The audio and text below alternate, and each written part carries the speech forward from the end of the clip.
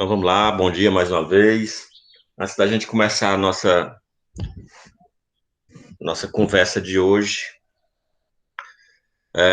só algumas informações que eu já passei por outros meios, né, outros canais de comunicação que a gente utiliza, via Torpedo ou via WhatsApp, que a nota da V2 já foi lançada no sistema, né, então desde ontem que já está disponível.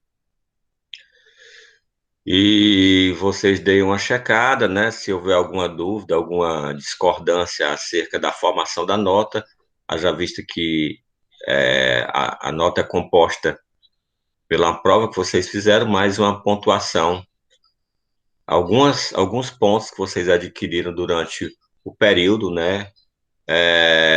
Fazendo algumas atividades, né? Como, por exemplo, resolução de quiz. Eu já tinha mandado anteriormente via WhatsApp, né, uma planilha dos alunos que tinham a pontuação, né? Então, vocês têm acesso, como é que foi apurado, né? Tem acesso no link avaliação, a nota da prova, tem acesso a essa planilha da pontuação extra, dê uma checada se não houve nenhum erro, né? Se houver algum erro da minha parte, eu não tenho problema nenhum em corrigir. Na verdade, eu estou disponível, né, para quase que 24 horas por dia. Aqueles que me acessam sabem disso.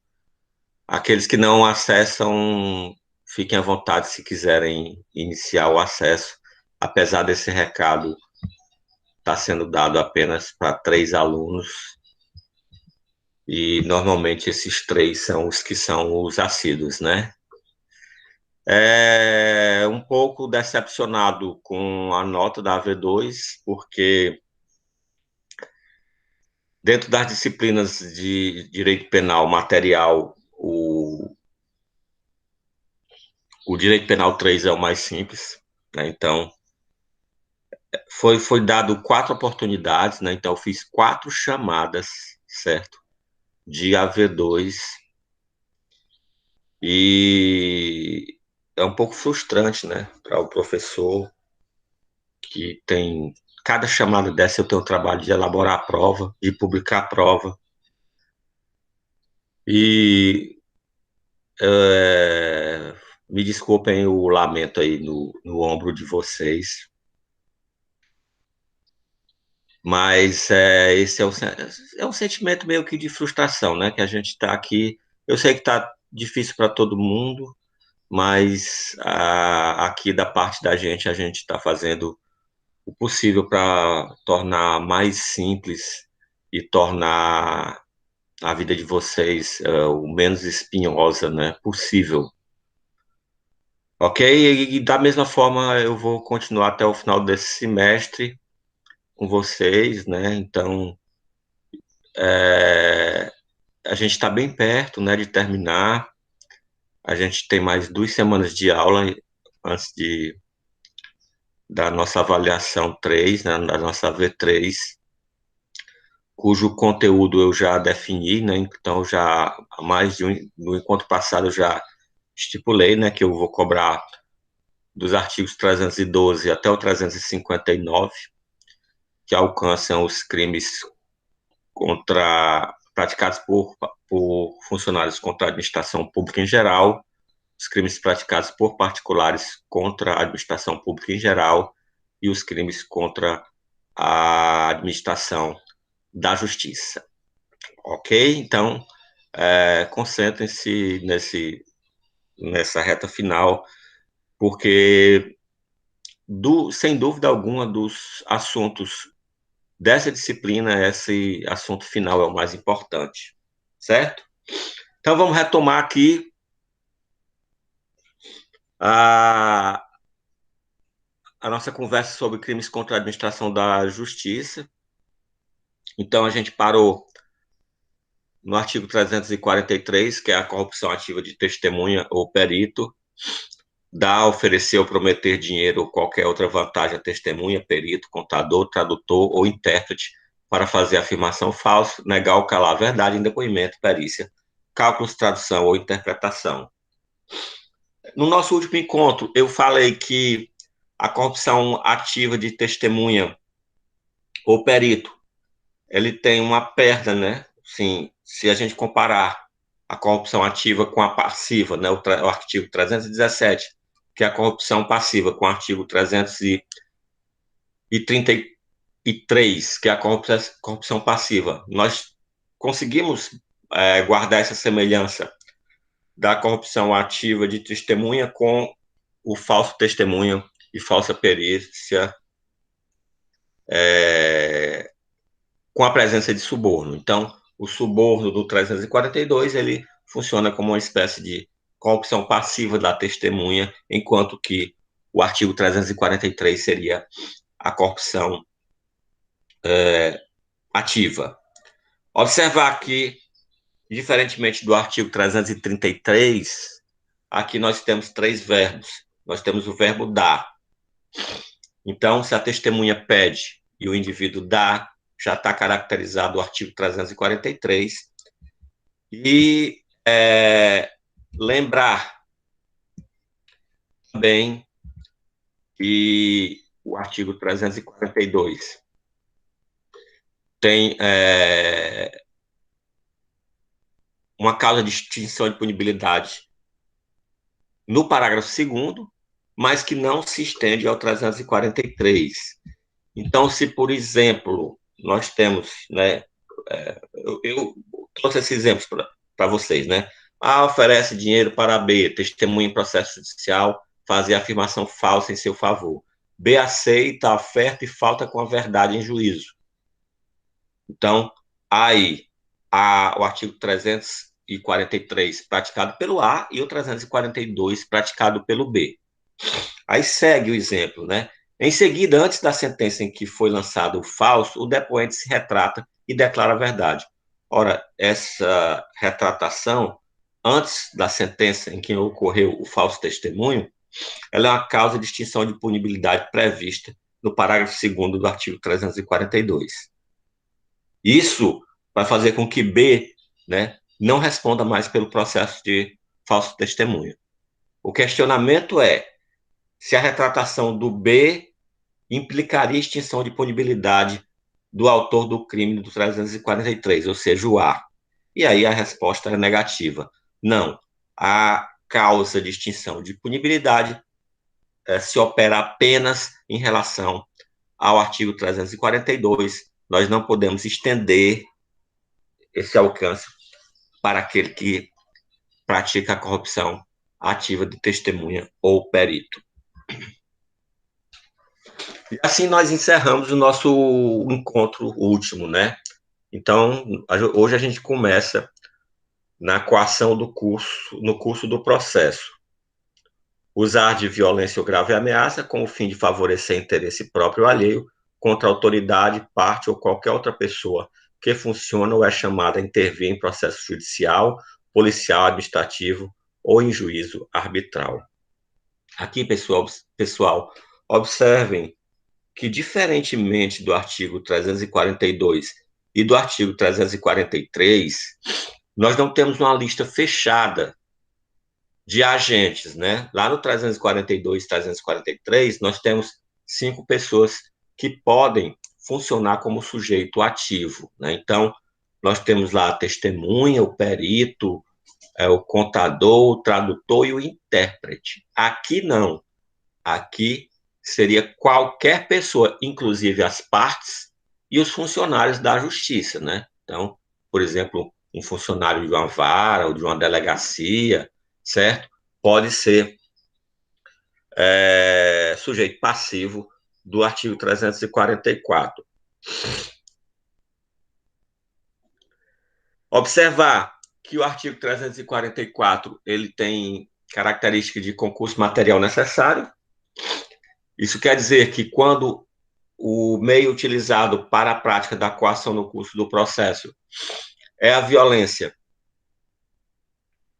nós vamos ter que obrigatoriamente, né, cumular a pena do artigo 344 com a pena correspondente à violência, no caso, por exemplo, a ocorrência de uma lesão corporal. Então, nós teríamos aí, obrigatoriamente, que cumular a pena do artigo 344 com a pena do artigo 129, certo? Então, é um crime de concurso material necessário. Isso vocês observam aí no preceito secundário, que é claro quando diz que a pena é reclusão de 1 a 4 anos e multa, além da pena correspondente à violência. Observar também que para que se caracterize a coação no curso do processo, certo?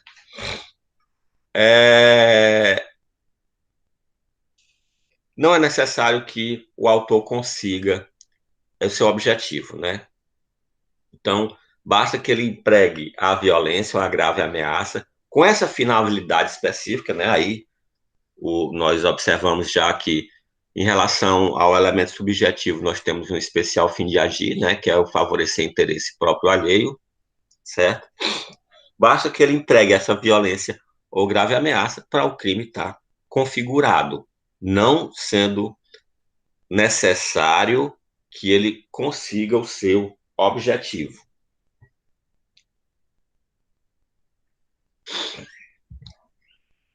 Em relação aos principais elementos, nós vamos ter aí que o objeto material, né, é a pessoa física que suporta a violência ou a grave ameaça, certo? E uma observação, né, que não faz parte das atribuições, né, ou das imunidades ou de prerrogativas de advogado exercer tal ato, né, tal conduta. Então, entram aí também como sujeito ativo os advogados. É, como eu já falei, em relação ao elemento subjetivo, nós temos aí um elemento subjetivo específico, um especial fim de agir, né, que seria essa finalidade de favorecer interesse próprio ou alheio. E em relação à tentativa, admite-se, pois é um crime, né, plurissubsistente, ou seja, a gente consegue fragmentar a fase de execução do crime, né? E aí, como eu já falei também, por fim, concurso material obrigatório, no caso, por exemplo, da ocorrência de uma lesão corporal, seria acumulado aí a pena do artigo 344 com do artigo 129. Em seguida, nós temos o artigo 345, pessoal. O 345 eu considero o crime com o nome mais bonito do Código Penal, né? Exercício arbitrário das próprias razões. Nada mais é do que fazer justiça com as próprias mãos. Então, observem, o que que você. Qual é a dica para você saber se a ocorrência de exercício arbitrário das próprias razões ou há um outro crime? Você tem que raciocinar o seguinte: exercício arbitrário das próprias razões é um crime contra a administração da justiça. Logo, se qualquer coisa que você pode pleitear perante a justiça, mas você assim não o faz, você faz a justiça com as próprias mãos, você comete exercício arbitrário das próprias razões. Se você faz a justiça com as próprias mãos em uma situação que você não pode fazer o pedido à justiça, não é exercício arbitrário das próprias razões, porque você não praticou crime contra a administração da justiça. Exemplo: uma pessoa lhe espanca num dia, né? Comete uma lesão corporal. No outro dia, para se vingar, você comete uma lesão corporal nela. A pergunta é: você pode pleitear na justiça que essa pessoa seja espancada, que sofra uma lesão corporal? É óbvio que não. Então, isso não é fazer justiça com as próprias mãos do 345. Isso é um crime de lesão corporal, porque você poderia pleitear na justiça que essa pessoa sofresse a sanção que é combinada ao artigo 129, lesão corporal. Outro exemplo: Alguém tem uma dívida, né? Vamos supor que tem uma dívida de R$ 5.000 com você. Você cobra, a pessoa se nega a pagar, a pessoa se nega a pagar. É, até que você perde a paciência, vai até a casa da pessoa e pega a Smart TV, né, de 75 polegadas, de 8K da pessoa. A pergunta é: você poderia cobrar essa dívida na justiça? Sim, poderia. Você poderia entrar com ação de cobrança. Mas o que é que você fez? Você, por conta própria, executou a própria cobrança. Você foi lá e apreendeu, né, um bem, confiscou o bem da pessoa para quitar a dívida. Então você feriu o bem jurídico, a administração da justiça, né? Você poderia ter acioná-la, mas assim não fez. Então, essa conduta de ir até a casa do seu devedor e tomar o aparelho, né, de TV dele, ele não é uma conduta de furto ou de roubo, né? Certo? É uma conduta de exercício arbitrário das próprias razões. Certo? Então entendam, ao exercício arbitrário das próprias razões, quando você pode, né, pode satisfazer a sua pretensão por meio da justiça. Quando você não pode satisfazer a sua pretensão por meio da justiça, aí é outro crime. É crime também de concurso material necessário e, pois, se há um emprego de violência, né, então vai responder pelo exercício arbitrário das próprias razões e além do crime correspondente à violência. Por exemplo, quando for lá pegar a TV, agride a pessoa e aí vai responder pela lesão corporal e pelo 345. E prestem atenção também em relação à modalidade da ação penal, certo? Pois a modalidade da ação penal, isso é descrito lá no, salvo engano, no artigo 111, né? Quando nós temos crime cuja circunstância, né, por si só é um outro crime, e a de ação pública, ela será pública. É um dos artigos mais inúteis do Código Penal. Não é o 111, não, acho que é 108. Depois dei uma conferida aí. Pois a regra geral da ação penal por 345 é que ela é privada, ou seja, só se procede mediante queixa. Mas se há o emprego de violência, né, aí ela será pública e incondicionada. Só tirar a dúvida aqui desse agora, eu fiquei com a dúvida de qual é o artigo que essa regra sobre a ação penal, que é um negócio meio esquisito.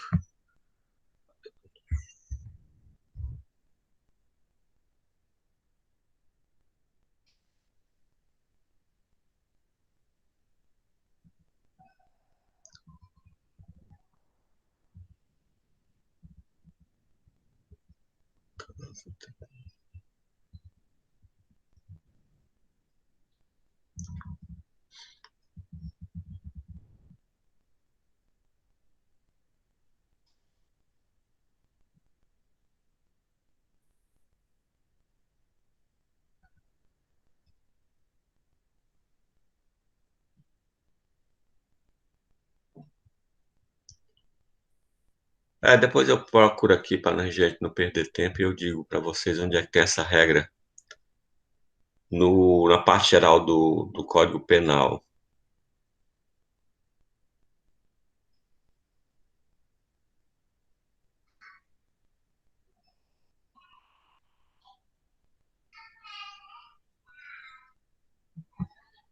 Vamos lá, continuar. É, quanto aos principais elementos do tipo, nós vamos ter aí objeto jurídico a administração da justiça, né? Então, sendo que é crime comum em relação ao sujeito ativo e em relação ao sujeito passivo, nós vamos ter um sujeito passivo principal, o Estado, né? Pois a tutela é da própria administração da justiça. Veja só, mesmo no exemplo que eu dei agora há pouco, da TV, né? O não se protege aí a não se tutela o patrimônio da pessoa, né? A tutela aí é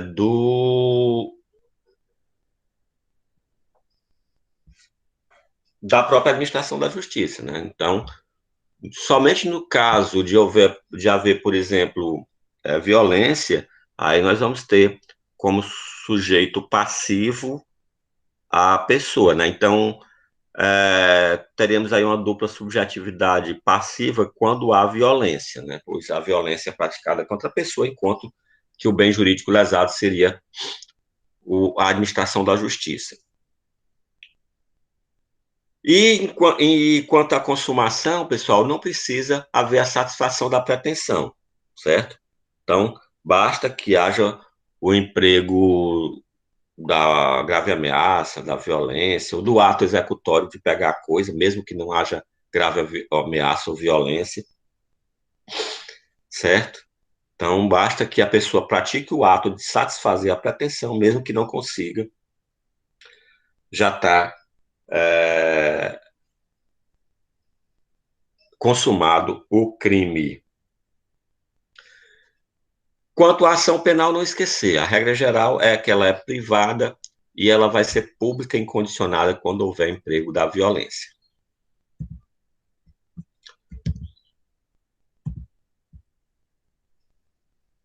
Ainda chamado de exercício arbitrário das próprias razões, nós temos o 346, certo? Então, ambos os dispositivos, o 345 quanto o 346, recebem o mesmo nome iuris, né? Apenas que a conduta é um pouco diferente, porque o 346, né, que é um tipo múltiplo alternativo, né, tem 4 verbos, e um dos principais diferenciadores do 346 é que a coisa é da própria pessoa que pratica o ato. Então, tirar, suprimir, destruir, danificar coisa própria, né? Então, esse elemento normativo aí, coisa própria, a coisa tem que ser da pessoa, que se age em poder de terceiro por determinação judicial ou convenção. Entenda aí, convenção, contrato, certo?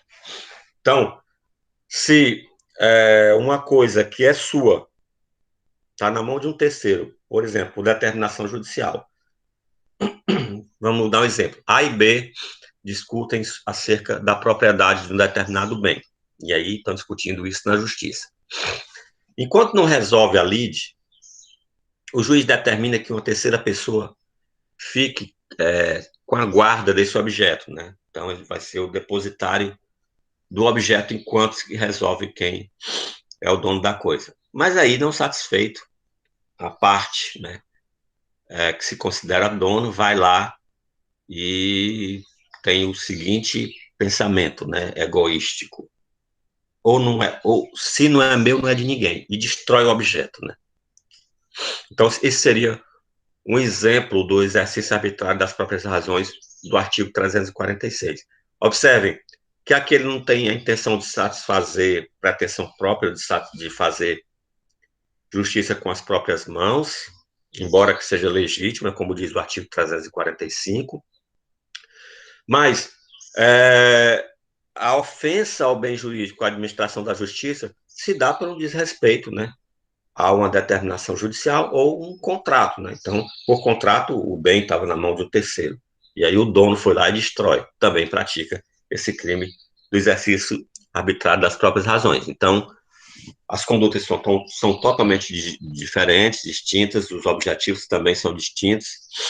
E aqui tem que haver a determinação judicial ou um contrato que determine que um terceiro tenha a posse da coisa, né? E a coisa, né, é danificada, suprimida, destruída ou tirada do poder de quem tem esse direito pelo próprio dono. Quanto aos principais elementos do tipo, observar aí que, em relação ao sujeito ativo, há uma modificação, porque enquanto o artigo 345 é um crime comum, aqui nós temos um crime próprio, porque ele fala que o sujeito ativo é o proprietário do objeto material, certo? Então, enquanto que o sujeito passivo é o Estado, né? Pois o sujeito passivo imediato, né? Já que a tutela é a da administração da justiça, né? Então, obviamente, uma terceira pessoa prejudicada por esse desrespeito à determinação judicial ou um contrato, né? Ela funciona aí como sujeito passivo secundário. E aí o momento consumativo vai depender do verbo. Então, nós vamos ter os verbos suprimir, destruir, danificar, né, tirar, certo? Então, observar que cada um vai fazer com que o momento consumativo seja diferente, né? Porque cada um é um ato, uma ação, cada verbo corresponde a uma ação diferente. Todos eles sendo plurissubsistentes, né? Ou seja, todos eles admitem essa fragmentação do modo da fase de execução. Logo, a tentativa é perfeitamente possível. E quanto à ação penal, nós não temos aquela diferença que há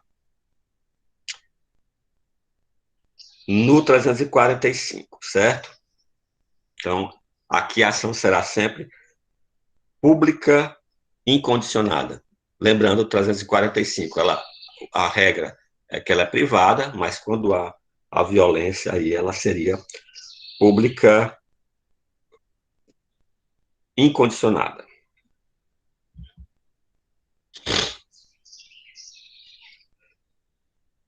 Dando sequência aí, pessoal, a gente tem a fraude processual, que é o artigo 347.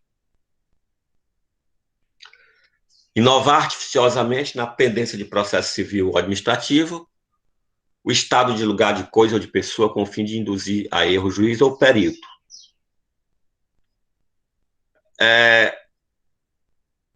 Isso, pessoal, aqui, né, eu vou falar do processo penal, né, apesar da fraude processual poder ser praticada no processo civil como, ou administrativo, como é bem explícito, né, bem claro aí na redação do caput do 347, porque no processo penal é mais fácil a gente visualizar, né, porque a gente, a gente visualiza cena de crime e visualiza a inovação artificiosa de elementos da cena do crime, né?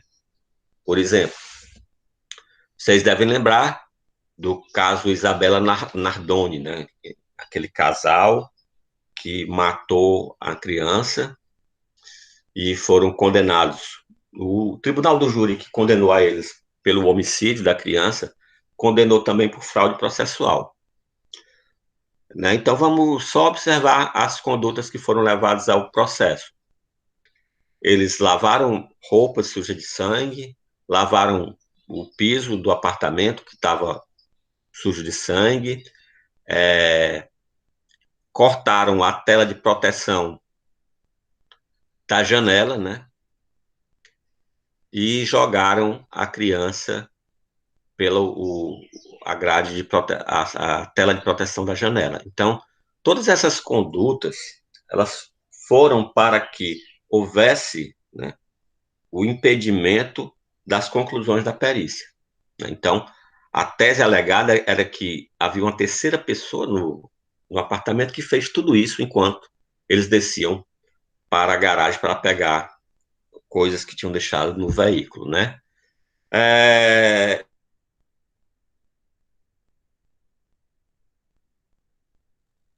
Manipula toda a cena do crime para dificultar, né, a investigação.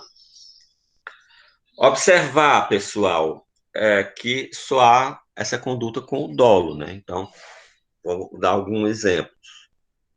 Por exemplo, uma pessoa morta com um tiro na cabeça e alguém, né, faz com que o morto, né, dispare a arma para ver fragmento de pólvora, né, e aí confundir a perícia, né, do teste residual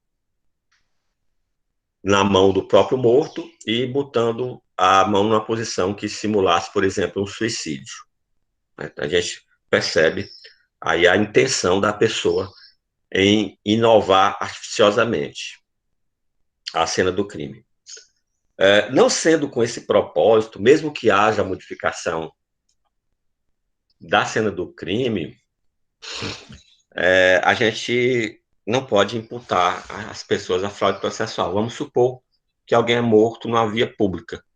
E aí a comunidade ali, a população, por uma questão de respeito ao morto, tira da via, coloca na calçada. Obviamente, essa simples ação de modificar a cena do crime, o local onde se encontrava o corpo, vai prejudicar a perícia. Mas essas pessoas não tiveram o dolo da fraude processual. E a fraude processual só vai ocorrer na modalidade dolosa, certo? Observar também que nós vamos ter aí uma aplicação de pena em dobro, quando essa inovação se destina a produzir efeito em processo penal, ainda que não iniciado. Isso quer dizer, né, pessoal, que a inovação artificiosa em relação ao processo civil administrativo, há processo em tramitação. No caso do processo penal, para que haja o início da ação penal, ela sendo pública, precisa haver a denúncia por parte do Ministério Público. Ela sendo privada, precisa haver a queixa-crime por parte do ofendido. Ocorre que o processo de investigação começa bem antes, né, da ação penal. Então, existe uma fase pré-processual, por exemplo, o inquérito policial, que pode ser inaugurado por uma portaria de um delegado, ou mesmo antes do inquérito policial, por exemplo, a questão que eu acabei de falar, né, da pessoa que coloca a arma na mão da vítima de homicídio para tentar fazer com que a perícia entenda que aquilo ali, na verdade, foi um suicídio.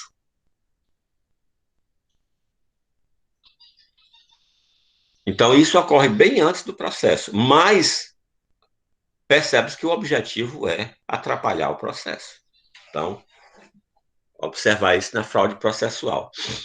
Em relação aos principais elementos, não tem nenhuma novidade, né? Então, tutela da administração da justiça, crime comum, sujeito passivo Estado, como eu já expliquei, só ocorre de maneira dolosa e o momento consumativo é com a efetiva inovação. Com a inovação, pessoal, não é com o engano do juiz ou perito, certo? Então, por exemplo, no caso, o primeiro exemplo que eu dei do casal Nardoni, não houve esse engano por parte do perito, né? Porque a partir de outras situações, né, a perícia chegou à conclusão que não tinha havido essa terceira pessoa e que tinha sido tudo forjado, certo? Então, não precisa haver o engano do perito. E observar, óbvio, que esse artificiosamente, certo? É elemento normativo. Né? Então, é, obrigação, vamos lá, pessoal.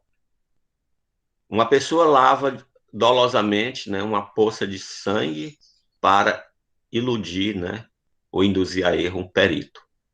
Crime de fraude processual.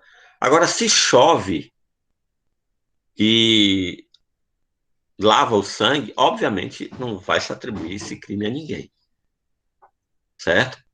Aliás, a questão da preservação da cena do crime ela é uma obrigação da autoridade policial, né, na figura do delegado de polícia, da polícia judiciária, quer seja civil ou criminal, que está lá no artigo 6º do Código de Processo Penal. Então, a preservação do local do crime, né? Então, com esse objetivo, né, que os peritos possam trabalhar e chegar a conclusões corretas.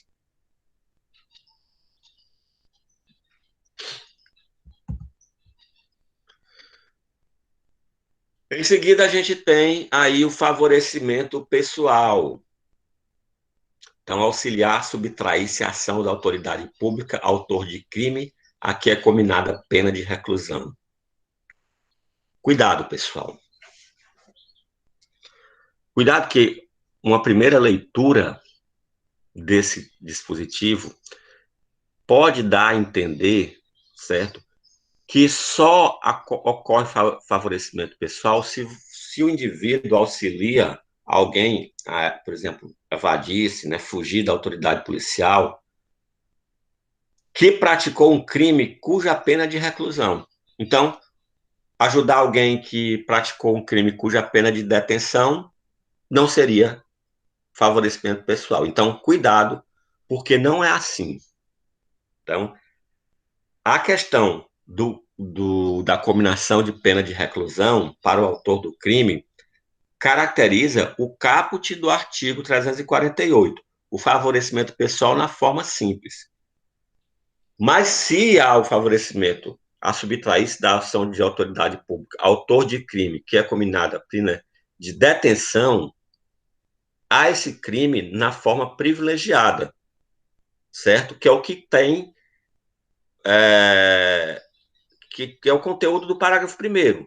Né? Se ao crime não é combinada a pena de reclusão, então aí nós vamos ter uma faixa de crime é, é, mais menor, né? Certo? Então, cuidado, auxiliou a subtrair-se a ação da autoridade, ajudou alguém, por exemplo, a fugir da polícia porque praticou um crime, é favorecimento pessoal. Se é na modalidade simples ou privilegiada, tem que se olhar a pena que é combinada para o crime praticado, certo? Por exemplo, auxiliar alguém que praticou um roubo a fugir da polícia é o artigo 348 na forma simples, né? Artigo 157, a pena combinada é de reclusão. Agora, auxiliar alguém que praticou um crime de desobediência, que é o artigo 330, vai ser o favorecimento pessoal privilegiado, porque a pena que é combinada ao artigo 330 é de detenção. E ainda observar, certo? O parágrafo 2º, que vai ficar isento de pena. Se quem presta auxílio é ascendente, descendente, ou seja, pai, mãe, avô, descendente, né, filho, cônjuge, irmão do criminoso, né? Então vai ficar isento de pena. Observação importante, o seguinte, a palavra cônjuge se refere a somente aqueles que são casados ou se estende àqueles que vivem em união estável? Ora, se eu fizer analogia do que vive em união estável com o cônjuge, vai ser benéfica. Logo, aqui o cônjuge vai se estender também à união estável.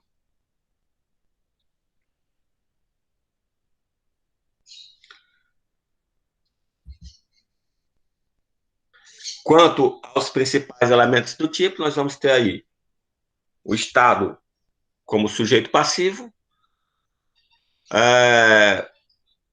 pois, né, o bem jurídico protegido, a administração pública, ele é de titularidade do Estado. Né? Então, sujeito ativo, qualquer pessoa, observando que essa pessoa não pode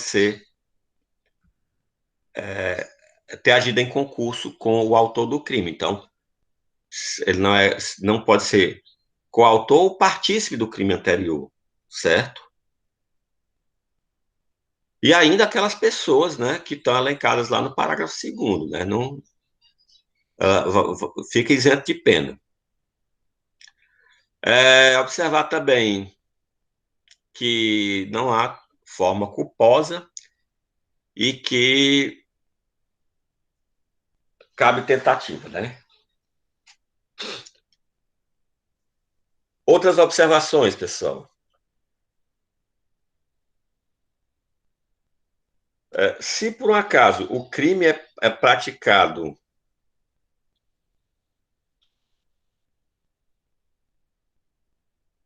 com algum excludente, por exemplo, legítima defesa, né? Então, não há esse crime de favorecimento pessoal, certo?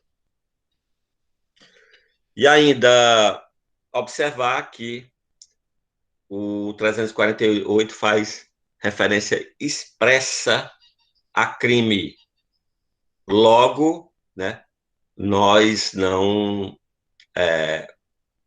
podemos, né, configurar como favorecimento pessoal aquele que ajuda a evadir-se, né, por exemplo, da ação da polícia, quem praticou uma contravenção penal, certo? Em seguida vem o favorecimento real. Então, prestar a criminoso, fora dos casos de coautoria ou de receptação, auxílio destinado a tornar seguro o proveito do crime. Observem, o 348 tem como objetivo assegurar o autor do crime, né, o favorecimento pessoal, certo? Então, esconder o autor do crime, facilitar a fuga do autor do crime. Por exemplo, emprestar o carro para que o autor do crime fuja. O favorecimento real, ele tem como objetivo aqui o produto do crime, o proveito do crime. Mas que fique claro que quem deve ter o proveito do crime é o próprio autor do crime. Por isso que não se considera favorecimento pessoal no caso de autor, de coautor ou partícipe que guarda o produto do crime.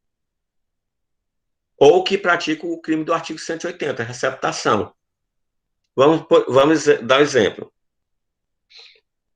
O sujeito A chega na casa do amigo e diz: cara, eu acabei de praticar um assalto, guarda aí esse celular que eu roubei enquanto as coisas esfriam. Nesse caso, nós temos favorecimento real. Né? Então, ele está guardando o produto do crime em benefício do próprio autor do crime. Mas se ele chega e diz: cara, eu acabei de roubar esse celular, quer comprar aí bem baratinho, e o cara vai e compra. Na verdade, não há favorecimento real, porque aquele que comprou o produto de crime pratica o crime do artigo 180, receptação. Não há favorecimento real. Outro caso,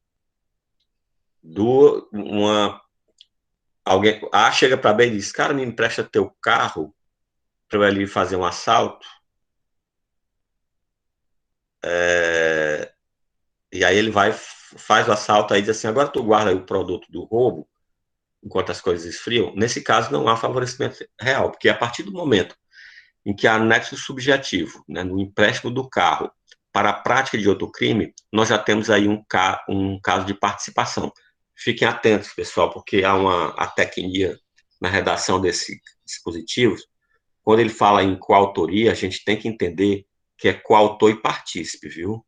No caso aqui, o correto seria fora dos casos de concurso de agentes ou de receptação. E observar que aqui nós não temos aquela isenção, né, de pena daqueles laços afetivos ali de parentesco que tem o artigo 348, né? Então, aqui mesmo que seja pai, mãe, filho, marido, mulher, irmão, vai responder pelo favorecimento real.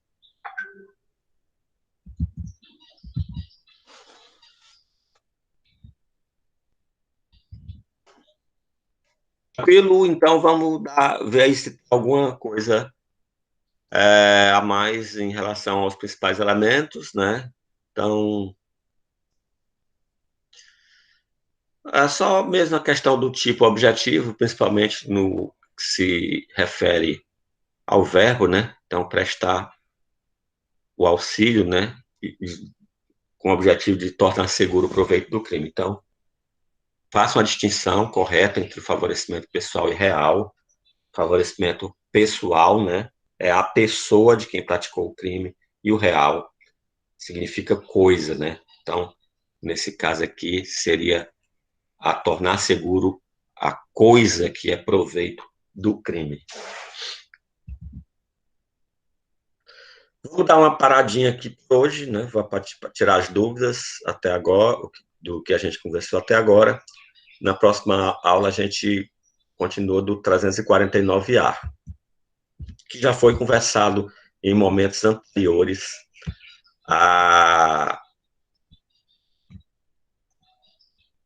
em momentos anteriores, né, do nosso papo. Carolina, Naira, dúvidas? Tudo ok? Nem dúvidas conseguem?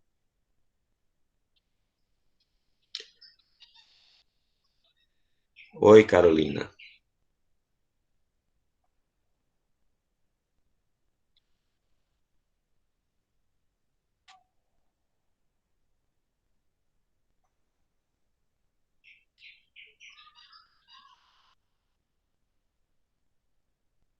Certo, Carolina. A Carolina está perguntando se uma pessoa pratica um crime contra o filho dela e vai na justiça, só que ele não é condenado. Aí você não pode fazer nada, né? É porque se não há condenação, é porque não há prova suficiente, ou de materialidade ou de autoria, né?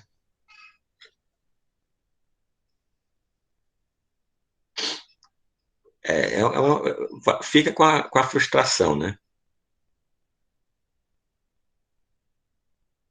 Não, aí não tem nada a ver com exercício arbitrário das próprias razões, certo? Vai responder se por acaso há uma vingança, né? A vingança é crime. Veja só, o direito penal, ele não, ele não admite compensações, certo? Por exemplo, se duas pessoas trocam socos e ambos sofrem lesão corporal, você não pode chegar à conclusão de que, se os dois sofreram lesão corporal, cada um perdeu um dente, tá tudo ok, certo? Não. Cada um vai responder pelo crime que praticou ao outro. Não há compensações aqui de culpa, né? Então, infelizmente, né, vai ficar a frustração do sentimento de injustiça, né? E é esse sentimento mesmo, né, de injustiça, né? Porque justiça tem vários conceitos, né? Quando você vê, por exemplo, aquelas pessoas se manifestando na porta do fórum, queremos justiça, na verdade, o conceito de justiça para aquelas pessoas está mais parecido com o conceito de vingança do que da própria justiça, o que pode, né,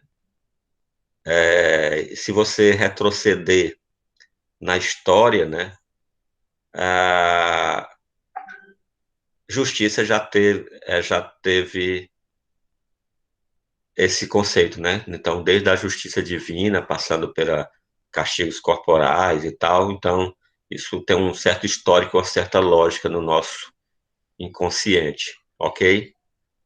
Mas realmente deve ser frustrante. 348, quando fala em combinada com pena de reclusão. Sim, quando não é combinada a pena de reclusão, o parágrafo primeiro.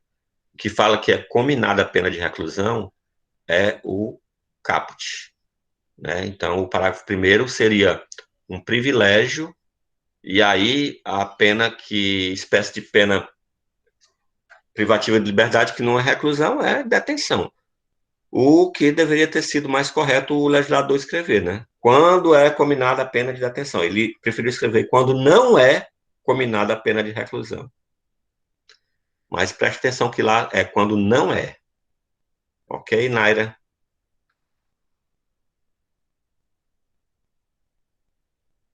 Beleza, meninas? Obrigado pela companhia das duas heroínas de hoje e até quarta-feira.